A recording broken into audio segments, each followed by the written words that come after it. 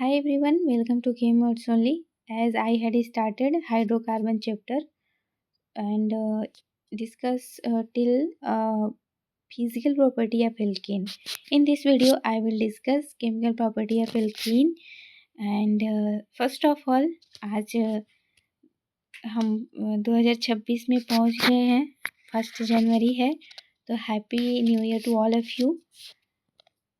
अब आते हैं सबसे पहले आज हमें जो डिस्कस करना है वो है chemical property of alkene. Alkene is what? Double bond containing hydrocarbon is known as a alkene. So इसमें एल्कीन में जो पाई बॉन्ड होता है लूजली बॉन्डेड होता है। ठीक, लूजली बॉन्डेड होने की वजह से वो क्या होता है, बहुत ही हाईली अवेलेबल होता है कहीं भी अपनी इलेक्ट्रॉन डेंसिटी को डोनेट करने के लिए। तो यहाँ पे electrophiles add on the carbon carbon double bond to form a addition product. मतलब कि लूजली बॉन्डेड होता है पाई बॉन्ड जो हमारा एल्कीन होता है, इस वजह से वहाँ पे न्यूक्लियोफाइल आके एडिशन रिएक्शन शो करता है। As undergoes free radical substitution reaction, oxidation, ozonolysis reactions और also quite prominent in alkene. Alkene से और भी ये सारे रिएक्शंस पॉसिबल होते हैं। ठीक, तो सबसे पहला एल्कीन का हम केमिकल प्रॉपर्टी देखेंगे। सबसे ईजीएस्ट कौन सा एक होता है, जो होता है क्या, एडिशन ऑफ डाईहाइड्रोजन। पहले भी हमने इसको डिस्कस कर दिया है जब एल्केन का फॉर्मेशन हम देखे थे। तो एल्केन में डाईहाइड्रोजन का, जैसे कि H2 और कोई भी हम मेटल ले रहे थे Pt Pd Ni, उसके प्रेजेंस में जब एल्कीन से के साथ में रिएक्शन हो रहा था तो हमारा एल्केन का फॉर्मेशन हो रहा था। वैसे ही यहाँ पे एल्कीन का जब हम रिएक्शन कराएंगे तो एल्केन का फॉर्मेशन यहाँ पे होता है। आप सेकेंड वाला देखेंगे, ये पहला वाला तो मैंने डिस्कस कर दिया था, तो ये डायरेक्टली हम सेकेंड वाला देखेंगे। इसमें क्या होता है, हेलोजेंस का एडिशन होता है, डाई हेलोजेंस लेते हैं और इसमें क्या होता है, विशनल डाईहाइलोजन का फॉर्मेशन करता है एज अ प्रोडक्ट। विशनल डाईहाइलोजन किसको बोलेंगे, सपोज ये कार्बन है, इसके बगल में कार्बन है, ये CH2 यहाँ पे, ये CH3 यहाँ पे है, CH3, और यहाँ पे जो हमारा हेलोजन ग्रुप होगा वो आके ऐड हो जाएगा। जैसे सपोज कि Br हमारा हेलोजन ग्रुप है तो यहाँ पे आके ऐड हो जाएगा। तो ये जस्ट एडजेसेंट कार्बन एटम पे Br2 ऐड हुआ है, इस वजह से इसको हम बोलते हैं विसिनल डाई हेलोजन। ठीक, अब ये मैंने ऐसे ऊपर से बता दिया है। अब इसको देखेंगे हम कैसे रिएक्शन होता है। इसमें लिखा हुआ है, देखिए, नॉर्मल कंडीशन में मतलब आयोडीन के साथ में रिएक्शन नहीं देता है, सिर्फ ब्रोमीन और क्लोरीन के साथ में रिएक्शन इजली देता है। उसका रिएक्शन अब दिखाया गया, इथिन के साथ में Br2 का रिएक्शन कराए हैं CCl4 सॉल्वेंट के प्रेजेंस में, तो सिंपली दोनों Br जाके ऐड हो गया है एडजेसेंट कार्बन एटम के साथ में, और जो बीच का पाई बॉन्ड था वो क्या हो गया, हट गया एडिशन होने की वजह से। सेम उसी तरह से देखेंगे सेकेंड वाले रिएक्शन में प्रोपीन लिया गया है, प्रोपीन के साथ में जब Cl2 का रिएक्शन कराए हैं तो डाई क्लोरीन जो है आके यहाँ पे एडिशन हो गया है। और इन दोनों का हाइपैक नॉमेनक्लेचर देखेंगे तो देखिए 1,2 डाई ब्रोमो इथेन बोलेंगे, और सेकेंड वाला जो प्रोडक्ट फॉर्म हुआ है 1,2 डाई क्लोरोप्रोपेन बोलेंगे, क्योंकि हम प्रोपीन का यहाँ पे सबस्ट्रेट ही लिए थे इस वजह से। ठीक, अब देखिए इसमें देखेंगे थर्ड वाला हमारा कौन सा केमिकल प्रॉपर्टी है। इसमें है addition of halogen hydrogen halide. Hydrogen halide that means क्या, एक हाइड्रोजन होगा और कोई भी उसमें हेलोजन ग्रुप होगा। तो एडिशन ऑफ ये सॉरी जस्ट 1 मिनट, ये एडिशन ऑफ हाइड्रोजन हैलाइड देखेंगे। इसमें तो रिएक्टिविटी ऑर्डर होती है HI then HBr then HCl, ये हमारा ऑर्डर हो गया इसमें। और ये रिएक्शन का कभी भी एग्जांपल पूछा जा सकता है कि एडिशन ऑफ हाइड्रोजन हैलाइड का जब हम करते हैं एल्कीन पे तो कौन से रिएक्शन का एग्जांपल है, तो इलेक्ट्रोफिलिक एडिशन रिएक्शन का एग्जांपल है। ठीक, ये हो गया। उसके बाद इसमें भी 2 कंडीशंस दिए हुए हैं। एक addition reaction of SBr to symmetrical alkene. अगर सिमेट्रिकल एल्कीन दिया होगा तो उसमें सिंपली हम, जैसे मान लीजिए इथिन हमने लिया है, यहाँ पे HBr का एडिशन करना है तो कहीं पे भी हाइड्रोजन ऐड करिए, कहीं पे भी Br ऐड करिए, कोई यहाँ पे उतना मीनिंग नहीं निकलेगा। ठीक, तो जो सिमेट्रिकल हमारा एल्कीन ग्रुप होगा, उसमें कोई प्रॉब्लम नहीं है। यहाँ पे फिर देखिए सिमेट्रिकल है क्योंकि दोनों साइड में CH3 ग्रुप लगे हुए हैं और बीच में एक पाई बॉन्ड है, तो उसको हटा के यहाँ पे H लग गया और यहाँ पे Br लग गया। ठीक, इसमें कोई ऐसा इशू नहीं है।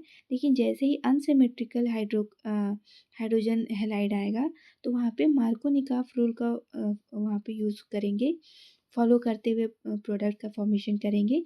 क्या होता है मार्कोनिकॉफ रूल में? इसमें ये होता है कि जो जहाँ पे नंबर ऑफ़ हाइड्रोजन्स ज़्यादा होते हैं वहाँ पे हम हाइड्रोजन को ऐड करते हैं, और जहाँ पे हाइड्रोजन का नंबर कम होता है वहाँ पे हम हैलोजन को ऐड करते हैं। तो ये हो गया हमारा मार्कोनिकॉफ का रूल। अब इसका एग्जांपल हम अच्छे से देखेंगे बुक में कैसा दिया हुआ है। जैसा कि मैंने आपको बताया, मार्कोनिकॉफ रूल क्या होता है। इसमें होता है कि जो निगेटिव पार्ट होता है जिसको एडेंडम बोलते हैं, वो ऐड होता है। कहाँ पे होता है? जहाँ पे नंबर ऑफ़ हाइड्रोजन्स कम होते हैं, और जहाँ पे हाइड्रोजन कम होते हैं, और हाइड्रोजन वहाँ पे ऐड होता है जहाँ पे नंबर ऑफ़ हाइड्रोजन्स ज़्यादा होते हैं। जैसे देखिए ये एग्जांपल है, अनसिमेट्रिकल है क्योंकि जो हमारा बीच का ये डबल बॉन्ड है, इसके दोनों साइड में अनइक्वल नंबर ऑफ़ कार्बन्स लगे हुए हैं। ठीक, तो अब देखिए यहाँ पे हाइड्रोजन ऐड करेंगे और इस वाले जगह में हम Br का एडिशन करेंगे। HBr का यहाँ पे रिएक्शन हो रहा है ना एल्कीन के साथ में। क्यों? क्योंकि ये मार्कोनिकॉफ का रूल होता है। तो ये हमारा मेजर प्रोडक्ट फॉर्म होगा। अगर हम इसका अपोजिट ऐड कर देते हैं, जैसे कि जहाँ पे हाइड्रोजन ज़्यादा है वहाँ पे हमने Br ऐड कर दिया, तो वो हमारा माइनर प्रोडक्ट हो जाता है। तो ये मेजर प्रोडक्ट है और ये माइनर प्रोडक्ट है इसमें। ठीक, ये हो गया हमारा रिएक्शन। अब इसका मैकेनिज़्म देखेंगे क्या होता है। जैसा कि ये एग्जाम्पल होता है किसका? इलेक्ट्रोफिलिक एडिशन रिएक्शन का। तो इसमें क्या होता है, जो हमारा HBr का हाइड्रोजन होता है, वो ये जो एल्कीन का डबल बॉन्ड होता है वहाँ पे पाई बॉन्ड पे जाके अटैक करता है।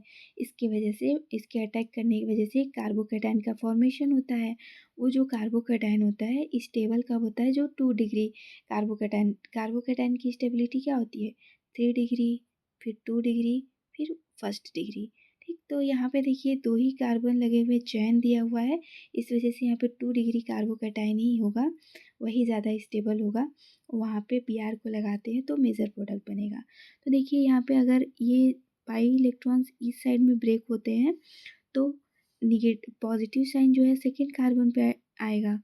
ठीक, तो ये हमारा हो गया सेकेंडरी कार्बन, जो कि मोर स्टेबल होता है। अगर यही चीज़ हम उल्टा ब्रेक कर दें, ये पाई बॉन्ड इस कार्बन के साइड में ब्रेक कर दें, तो हमारा जो पॉजिटिव साइन आएगा इस वाले कार्बन पे आएगा, जो कि यहाँ पे दिखाया गया है।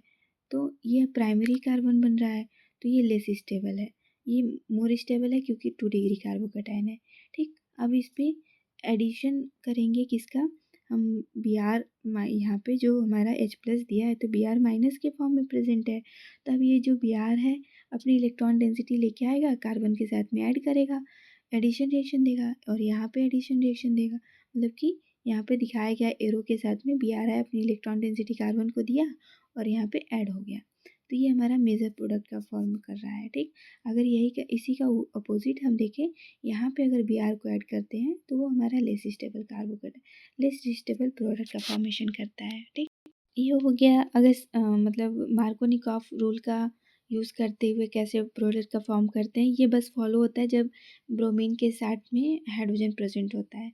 बाकी अदर हाइलाइट के लिए नहीं एप्लीकेबल होता है। अब चलिए देखते हैं दूसरा वाला इसमें क्या दिया हुआ है। अगर एंटी मार्कोनिकॉफ रूल कब लगता है? जब हमारा रिएक्शन कंडीशन में क्या आ जाए, एक परऑक्साइड आ जाए। ठीक, तो वहाँ पे जो मार्कोनिकॉफ का रूल था वहाँ यहाँ पे जस्ट उसका अपोजिट होता है।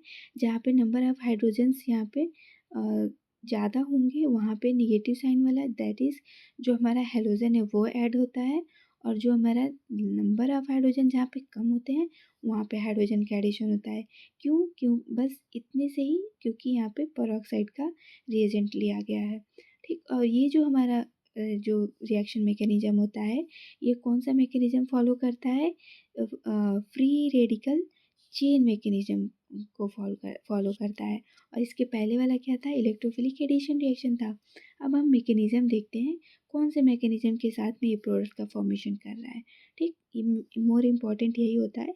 मैकेनिज्म समझेंगे तो हमको प्रोडक्ट बनाने में प्रॉब्लम नहीं होगी। फ्री रेडिकल मैकेनिज्म में क्या होता है, ये इक्विवेलेंट मॉलिक्यूल दोनों साइड में है ये ऑक्सीजन के, तो यहाँ पे होमोलाइसिस हो जाएगा और यहाँ से ये बॉन्ड जो है ब्रेक होगा, एक इलेक्ट्रॉन इस वाले हाइड्रोजन को मिलेगा और एक इलेक्ट्रॉन इस वाले हाइड्रोजन को मिलेगा। ठीक, दो मॉलिक्यूल्स ऑफ फ्री रेडिकल का यहाँ फॉर्मेशन कर देगा। फिर फर्दर ये ब्रेक होगा जब, तो यहाँ पे बेंजीन का दो मॉलिक्यूल अलग हो जाएगा और यहाँ पे पॉसिबिलिटी है ना, इधर एक break, sorry, just I will show you here. अगर यहाँ पे लाइटिक फ्यूजन होता है इस वाले बॉन्ड में, तो फ्री रेडिकल एक यहाँ पे जनरेट हो जाएगा और ये CO2 बाहर हो जाएगा गैस। ठीक, तो दो मॉलिक्यूल ऑफ बेंजीन यहाँ पे रेडिकल के फॉर्म में फॉर्म हो गए हैं। अब यही जो हमारा बेंजीन है, ये ड्राइविंग फोर्स है HBr को फ्री रेडिकल में ब्रेक करने के लिए। ठीक, तो अब यहाँ से एक हाइड्रोजन ब्रेक होके इस वाले बेंजीन के साथ में आके ऐड हो जाएगा और Br रेडिकल का जनरेशन हो जाएगा यहाँ पे। तो ये हो गया हमारा जो रिएजेंट दिया हुआ था, उससे हम ब्रोमीन रेडिकल का फॉर्मेशन कर लिए हैं। अब इस ब्रोमीन रेडिकल को एक किसी भी एल्कीन के साथ में रिएक्शन कराएंगे तो एंटी मार्कोनिकॉफ रूल को फॉलो करेगा, क्योंकि हमने यहाँ पे रिएजेंट कौन सा लिया था, वो पेरोक्साइड लिया था। ठीक, तो देखिए यहाँ पे नंबर ऑफ हाइड्रोजन यहाँ ज़्यादा है और नंबर ऑफ हाइड्रोजन यहाँ पे कम है, तो एंटी मार्कोनिकॉफ रूल के अकॉर्डिंग क्या होगा, यहाँ पे Br आना चाहिए। तो Br अगर हम टर्मिनल वाले कार्बन पे जोड़ेंगे, ऐड करेंगे, तो वो मोर स्टेबल होगा, क्योंकि एंटी मार्कोनिकॉफ का कंडीशन है। और जहाँ पे लेस क्या कहते हैं, लेस स्टेबल कब फॉर्म होगा, प्राइमरी रेडिकल जहाँ पे ऐड करेंगे। और क्लियर तरीके से यहाँ पे मैं एक्सप्लेन करती हूँ। देखिए, अगर ये रेडिकल फॉर्म करता है फर्स्ट डिग्री, तो ये क्या हो जाएगा, लेस स्टेबल हो जाएगा, और अगर सेकेंड डिग्री का फॉर्मेशन कर रहा है तो मोर स्टेबल हो जाएगा। ठीक उसी तरह जैसे हम कार्बोकैटायन का स्टेबिलिटी देखते हैं। ठीक, अब हमारा एल्कीन में रेडिकल का फॉर्मेशन हो गया है। अब सेकेंड मॉलिक्यूल आएगा HBr का, अब वो यहाँ पे रिएक्ट करेगा तो क्या फॉर्म करेगा, तो ज़्यादा जो स्टेबल है यही हमारा मेजर प्रोडक्ट बनेगा। इस वाले पे अगर हम हाइड्रोजन को ऐड कर दें तो देखिए यहाँ पे HBr ब्रेक होगा यहाँ से और H वाला पोर्शन जाके इस वाले रेडिकल के साथ में बॉन्ड बना लेगा। ठीक, तो यहाँ पे अगर बॉन्ड बनाता है तो ये मेजर हो जाएगा। देखिए ये वाला मेजर प्रोडक्ट फॉर्म किया है, क्योंकि यहाँ पे इस वाले सबस्ट्रेट को यूज़ किया गया है। और माइनर कब बनेगा, जब इसके साथ में हम हाइड्रोजन को ऐड करेंगे। ठीक, देखिए इसको भी मैं दिखा देती हूँ माइनर वाला प्रोडक्ट कैसे बना है। ये है ना, यहाँ पे देखिए टर्मिनल कार्बन के पास में फ्री रेडिकल था, इसके साथ में हाइड्रोजन को ऐड किया हमने, तो ये माइनर का प्रोडक्ट का फॉर्मेशन किया है। ये हो गया हमारा एंटी मार्कोनिकॉफ और मार्कोनिकॉफ रूल। सो यहाँ पे हमने क्या देखा कि जो प्रोडक्ट का फॉर्मेशन हुआ है थर्ड वाले स्टेप में, वो ज़्यादा स्टेबल था। लेकिन इस वाले एक्सप्लेनेशन में जब आप एक एक लाइन पढ़ोगे तो यहाँ पे ये लिखा गया है, जो हमारा Cl है और Hi है, ये फ्री रेडिकल के केस में रिएक्शन नहीं देता है। क्यों नहीं देता है, क्योंकि हमारा HCl का जो बॉन्ड एनर्जी होता है वो कितना होता है, 430.5 किलो जूल पर मोल, और हमारा जो HBr का जो होता है 363.7। तो ये हमारा फ्री रेडिकल के थ्रू क्लीव हो जाता है इजीली, बट हमारा ज़्यादा स्ट्रॉन्ग है HCl, ये नहीं जल्दी ब्रेक होता है। और HI का केस जब यहाँ पे देखेंगे तो बहुत ही ज़्यादा वीक होता है, क्योंकि इसका 296.8 किलो जूल पर मोल होता है। ठीक, बॉन्ड इसका स्ट्रेंथ, इस वजह से ये उल्टा फिर से रिएक्शन, रिवर्स रिएक्शन देके मतलब कि आयोडीन मॉलिक्यूल का फॉर्मेशन कर लेता है। इस वजह से फ्री रेडिकल के केस में only HBr is feasible for the reaction with the alkene molecules. Okay, तो अभी तक जितना हमने पढ़ा है उसका एक इम्पॉर्टेंट यहाँ पे क्वेश्चन देखिए दिया हुआ है। इसका क्वेश्चन देखेंगे यहाँ पे, write the exact name of the product obtained by addition reaction of HBr to hexene 1ene। ठीक, हेक्सीन 1ene यहाँ पे दिया हुआ है फर्स्ट वाले क्वेश्चन में, और वहाँ पे पेरोक्साइड प्रेजेंट नहीं है और HBr के साथ में हमको रिएक्शन करानी है, तो क्या हो जाएगा, ये मार्कोनिकॉफ रूल को फॉलो करेगा। ठीक, और जो हमारा नंबर ऑफ हाइड्रोजन्स जहाँ पे ज़्यादा हैं वहाँ पे क्या करेगा, हाइड्रोजन को ऐड कर देगा, तो ये CH3 हो जाएगा, और जहाँ पे नंबर ऑफ हाइड्रोजन्स कम है वहाँ पे क्या हो जाएगा हमारा Br का एडिशन हो जाएगा। ठीक, ये हो गया हमारा जब पर ऑक्साइड प्रेजेंट नहीं है तो। अगर पर ऑक्साइड के प्रेजेंस में करते हैं तो ठीक उसका उल्टा हो जाएगा। सॉरी, पहले इसका नोमेनक्लेचर देखिए क्या हो जाएगा। यहाँ पे नंबरिंग करेंगे 1 2 3 4 5 6। सेकेंड वाले पोजीशन पे Br लगा हुआ है, तो इसमें हम क्या लिख सकते हैं, सिंपली 2 ब्रोमोहेक्सीन।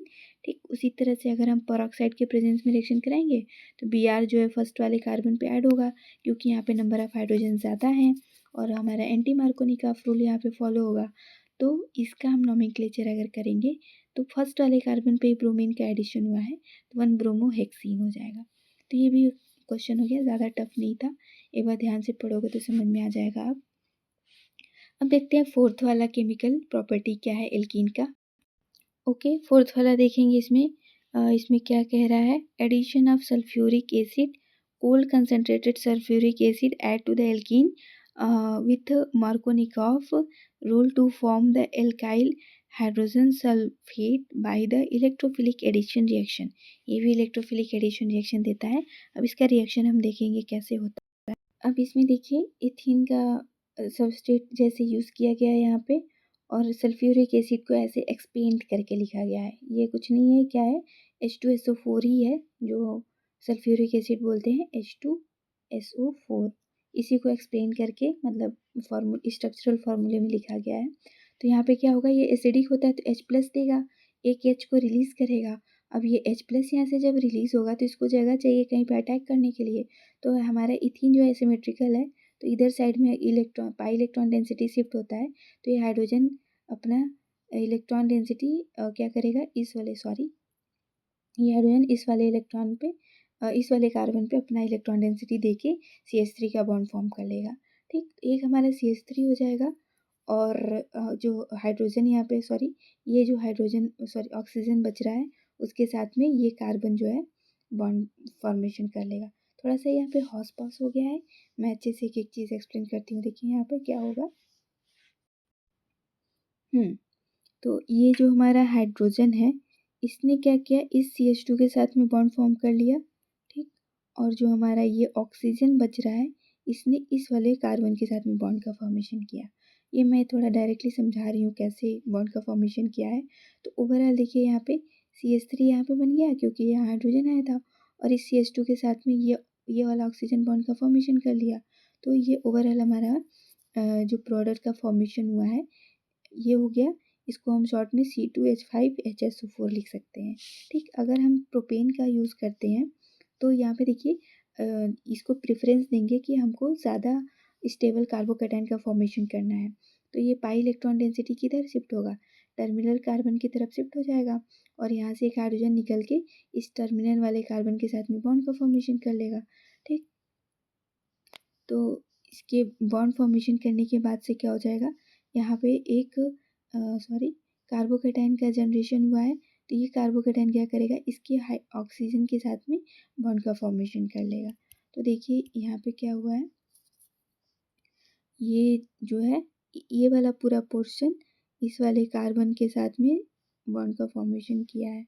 ये हो गया ना CH3CH H के साथ, ये C वाले के साथ में OSO2OH, और CH3 जो था हमारा प्रोडक्ट में सबस्ट्रेट में, उसका फॉर्मेशन हो गया। अब हम देखेंगे फोर्थ वाला केमिकल प्रॉपर्टी क्या है, एडिशन ऑफ वाटर। अब एडिशन ऑफ वाटर में क्या होता है कि few drop of concentrated sulphuric acid उसमें यूज़ करेंगे, alkene react with water to form the alcohol, और यहाँ पे मार्कोनिकॉफ रूल का यूज़ करते हुए प्रोडक्ट का फॉर्मेशन करता है। ठीक, अब एसिडिक हाइड्रोजन प्रेजेंट है तो ये वाला जो डबल बॉन्ड है उसको ब्रेक करेगा, और हाइड्रोजन खुद वहाँ पे H+ बना है जैसा मैंने प्रीवियस रिएक्शन में समझाया आपको, जाके वहाँ पे अटैक कर देगा। जैसे मान लीजिए ये क्या किया, इधर साइड में शिफ्ट हो गया। ठीक, तो ये हाइड्रोजन जो है हमारा यहाँ पे मार्कोनिकॉफ रूल का यहाँ पे यूज़ करना है। दैट मीन्स कि हाइड्रोजन हमारा वहाँ पे जाके शिफ्ट होगा जहाँ पे नंबर ऑफ़ हाइड्रोजन्स ज़्यादा हैं। ठीक, तो ये हाइड्रोजन जो है नंबर ऑफ़ हाइड्रोजन जहाँ ज़्यादा है वहाँ पे ऐड हो जाएगा, और H2O में से जो OH का मॉलिक्यूल निकलेगा वो क्या करेगा, नंबर ऑफ हाइड्रोजन जहाँ पे कम है वहाँ पे क्या हो जाएगा, ऐड हो जाएगा। हमने देखा था ना डेफिनेशन मार्कोनिकॉफ रूल का, जो एडेंडम होता है यानी कि निगेटिव पोर्शन जो होता है H2O से जो हमारा OH माइनस निकलेगा ये निगेटिव साइन कंटेनिंग होगा, तो ये एडेंडम हो जाएगा और ये वहाँ ऐड होता है जहाँ पे नंबर ऑफ हाइड्रोजन्स कम होते हैं, तो ये अपनी इलेक्ट्रॉन डेंसिटी यहाँ पे देखिए एडिशन हो जाएगा। ये हो गया मार्कोनिकॉफ रूल को फॉलो करते हुए addition of water with the alkene. अब 6 वाला देखेंगे, केमिकल प्रॉपर्टी क्या है, ऑक्सीडेशन। ऑक्सीडेशन में क्या होता है, alkene react with cold dilute aqueous solution of potassium पर मैग्नेट, बेयर्स रिएजेंट इसको हम बोलते हैं, KMnO4 को हम क्या बोलते हैं, बेयर्स रिएजेंट बोलते हैं। और जो हमारा सॉल्यूशन है वो क्या होता है, अनसैचुरेशन टेस्ट के लिए इसको हम यूज़ करते हैं, इस वाले रिएजेंट को।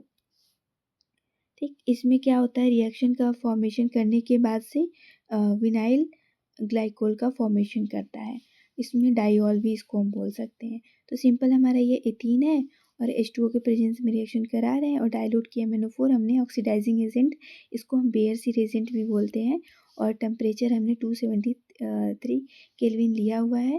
ठीक, तो ये हमारा जब रिएक्शन करता है तो डाइऑल का फॉर्मेशन करता है, सिंपली ये पाई बॉन्ड का ब्रेक कर देगा और OH दोनों कार्बन से जाके ऐड हो जाएगा। तो ये होता है ऑक्सीडेशन प्रोसेस। और एक और हम देख के एक और एग्जांपल लेके चलें, प्रोपेन का हमने अगर यूज़ किया यहाँ पे, तो यहाँ पे भी क्या होगा, ये डबल बॉन्ड ब्रेक हो जाएगा और एक OH इस वाले CH से और एक OH हमारा इस वाले CH से लग जाएगा। तो ये हमारा ऑक्सीडेशन हो गया 6 वाला केमिकल प्रॉपर्टी। इसी में देखेंगे B पोर्शन, जो कि हमारा एसिडिक पोटेशियम परमैंगनेट का यूज़ कैसे करते हैं। तो हमने देखा कि पोटेशियम परमैंगनेट को बेयर्स रिएजेंट बोलते हैं, उसके प्रेजेंस में रिएक्शन कैसे हुआ। अब यहाँ पे बी वाला देखेंगे, एसिडिक पोटेशियम परमैंगनेट और acidic potassium dichromate oxides oxides alkene to alkene से हमको किस में क्या करता है, चेंज करता है, ये देखना है। और सबसे पहले ये देखिए, इसका फॉर्मूला होता है K2Cr2O7 और जो बेयर्स रिएजेंट था उसको KMnO4। ये हो गया हमारा दोनों रिएजेंट, हमने KMnO4 देख लिया है क्या फॉर्म करता है। अब हम देखेंगे K2Cr2O7। अब K2Cr2O7 के साथ में ऑक्सीडेशन कैसे होता है, ये किस टाइप का एल्कीन हमने लिया है उसके नेचर पर डिपेंड करता है। अगर हमने एल्कीन इस टाइप का लिया है जहाँ पे CH3 दो ग्रुप मेथेन ग्रुप एक कार्बन से लगे हुए हैं, तो वहाँ पे क्या करता है, एक कीटोन का फॉर्मेशन करता है। अगर हमने ऐसा लिया है जो सिमेट्रिकली हो तो बीच से ब्रेक करके एसिड का फॉर्म करता है। तो ये एक्सपेरिमेंटल रिएक्शन होता है, ये डिपेंड करता है हमने एल्कीन लिया कैसे है। ये तो मैंने ऐसे बता दिया, अभी रिएक्शन के थ्रू देखते हैं ये रिएक्शन होता कैसे है। देखिए क्या लिखा है, ketone acid depending upon the nature of alkene and experimental condition. तो एक्सपेरिमेंटल कंडीशन कैसा दिया हुआ है और हमारा सबस्ट्रेट कैसा प्रेजेंट है उस पर डिपेंड करता है, कीटोन दे सकता है या फिर एसिड का फॉर्मेशन कर सकता है। अगर हमने 2 मिथाइल प्रोपीन लिया है तो ये क्या करता है, प्रोपेन 2 उनका प्रोडक्ट फॉर्म करता है, दैट इज कीटोन का यहाँ पे फॉर्मेशन किया। ये हमारा जो प्रोडक्ट है कीटोन ही तो है, और एक CO2 ग्रुप एक CO2 ग्रुप को बाहर कर दिया और एक H2O ग्रुप को बाहर कर दिया। ठीक उसी तरह से सेकेंड वाला अगर हमने ब्यूट 2 इन लिया है तो यहाँ से ये ब्रेक करेगा ये जो डबल बॉन्ड है और इसको क्या करेगा, एसिड के फॉर्म में कन्वर्ट कर देगा। और इसमें क्या करता है, दो मॉलिक्यूल्स ऑफ एसिड फॉर्म होंगे यहाँ पे, क्योंकि यहाँ पे सिमेट्रिकली दो कार्बन्स दोनों लगे हुए हैं इस डबल बॉन्ड के अराउंड। यहाँ पे आप एक बार को सोच रहे होंगे, यहाँ पे तो K2Cr2O7 की बात की जा रही थी और यहाँ पे तो KMnO4 लिया गया है।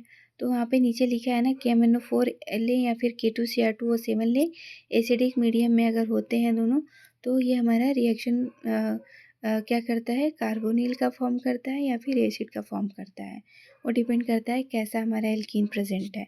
अब 7th केमिकल प्रॉपर्टी देखेंगे, ओजोनोलिसिस कैसे होता है। इसमें क्या होता है ओजोनोलिसिस में, ओजोनोलिसिस ऑफ एल्कीन में क्या होता है, एडिशन ऑफ ओजोन होता है और एडिशन ऑफ ओजोन होने के बाद से ओजोनाइड का फॉर्म करता है, जस्ट 1 मिनट, ये ओजोनाइड का फॉर्मेशन हुआ, इसी को बोलते हैं ओजोनाइड। और इस ओजोनाइड का जो क्लीवेज होता है ZnH2O के प्रेजेंस में होता है स्मॉलर मॉलिक्यूल में। और इसको भी, इस वाले रिएक्शन को भी हम बोल सकते हैं कि ये अनसैचुरेशन टेस्ट है। जैसे कि हमने बेयर्स रिएजेंट का यूज़ करके अनसैचुरेशन टेस्ट किया था, उसी तरह से इसमें भी करते हैं। ठीक, तो ये हमारा प्रोपीन का सबस्ट्रेट लिया गया है। और ओजोन का फार्मूला, मॉलिक्यूलर फार्मूला क्या होता है, O3। O3 को जब हमने ट्रीट कराया एल्कीन के साथ में, तो इसने क्या दिया, ओजोनाइड का फॉर्मेशन किया। इसको हम बोलते हैं प्रोपीन ओजोनाइड। और ये जो ओजोनाइड है ZnH2O के प्रेजेंस में ब्रेक हो जाता है। किस तरह से ब्रेक होता है, जैसे सपोज कि इसने इधर ब्रेक किया और इसने इस कार्बन ऑक्सीजन को लेके उधर ब्रेक किया, तो एक हमारा इथेनॉल बन गया जो कि एल्डिहाइडिक ग्रुप है, और एक हमारा मिथेनॉल बन गया, ये भी एल्डिहाइडिक ग्रुप है। तो ये हमारा प्रोडक्ट का ऐसे फॉर्मेशन होता है। सेम उसी तरह से अगर हम डिफरेंट सबस्ट्रेट लेते हैं, इस सबस्ट्रेट का नाम क्या है, मिथाइल प्रोपीन। इसका अगर हम 2 मिथाइल प्रोपीन अगर हम लेते हैं, तो इसका हम जब ओजोन से रिएक्शन कराएंगे तो ये ओजोनाइड का फॉर्मेशन करता है। सेम उसी तरह से ये वाला ऑक्सीजन इसके साइड में ब्रेक हो जाएगा, ये वाला ऑक्सीजन इसके साइड में ब्रेक हो जाएगा, तो एक हमारा प्रोपेन 2 ओन बन जाएगा और एक हमारा SCHO बन जाएगा, जिसको हम मेथेनॉल बोलते हैं। ठीक, तो फाइनल प्रोडक्ट इसमें क्या बना, कीटोन का फॉर्म किया और यहाँ पे एल्डिहाइड का फॉर्म किया। ठीक, ये भी डिपेंड कर रहा था कि कैसा हमने सबस्ट्रेट स्टार्टिंग में लिया हुआ है। ठीक, ये हो गया हमारा ओजोनोलिसिस। अब आते हैं 8वां वाला केमिकल प्रॉपर्टी देखेंगे एल्कीन में क्या है। इसको पॉलीमराइजेशन रिएक्शन क्या होता है, इसमें जो हमने देखा है बहुत सारे एग्जांपल, पॉलीथीन हो गया, पॉलीथीन सीट हो गया, ये सारे जो ऑब्टेन किए जाते हैं ये पॉलीमर के फॉर्म में होते हैं। और इसको ऑब्टेन करने के लिए कौन सा हम मोनोमर यूज़ करते हैं, इसमें एक इथीन मॉलिक्यूल यूज़ करते हैं, जिसका पॉलीमराइजेशन करके हम क्या करते हैं, पॉलीथीन का फॉर्मेशन करते हैं, और उस प्रोसेस को बोलते हैं पॉलीमराइजेशन।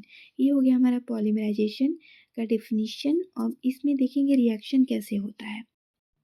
एल्कीन मोनोमर ऐसे यूज़ किया गया है यहाँ पे, और उसको हमने पॉलीथीन बनाया उसका यूज़ करके, इसको इस प्रोसेस को पॉलीमराइजेशन बोलेंगे। ठीक, अदर भी हमारे जो मोनोमर से यूज़ किए जाते हैं, जैसे कि प्रोपीन यहाँ पे यूज़ किया गया है। हाई टेम्परेचर रखते हैं दोनों केस में, हाई टेम्परेचर, हाई प्रेशर और कैटलिस्ट भी होगा यहाँ पे, तो ये हमारा पॉलीप्रोपीन का फॉर्मेशन करेगा। और जो इसमें भी जो प्रोसेस होगा उसको पॉलीमराइजेशन बोलेंगे। ठीक, अब हम देखेंगे यहाँ पे पॉलीमर्स का यूज़ क्या होता है। Polymers are used for the manufacture of plastic bag, squeezes bottle. Squeezes bottle मतलब कि थोड़ा स्पंजी टाइप का हो, जिसको हम प्रेस करके उसका साइज़ चेंज कर सकते हैं। रेफ्रिजरेटर डिशेस, जो रेफ्रिजरेटर में हम डिशेस रखने के लिए प्लास्टिक का यूज़ करते हैं, टॉयज़ बनाने के लिए, पाइप बनाने के लिए, radio, TV and sorry, just 1 minute. This is the house refrigerator, cabinet, etc. Polypropylene is used for the manufacture of milk crates, plastic bucket and other molded articles, जो कि हम इजीली थोड़ा सा उसको मूव करा सकें, उस टाइप के आर्टिकल्स बनाए जाते हैं। दो these materials have now become a common excessive and use of polythene and polypropylene is a matter of great concern for all of us. So polymers are also very much useful, and nowadays plastics, polythene is used in the large extent in our country and every country. Even though this is not very much biodegradable, we should not use this, but due to the need we are using it. And this is all about alkene. I will discuss about alkyne in the next session. तब तक के लिए thank you. Happy learning.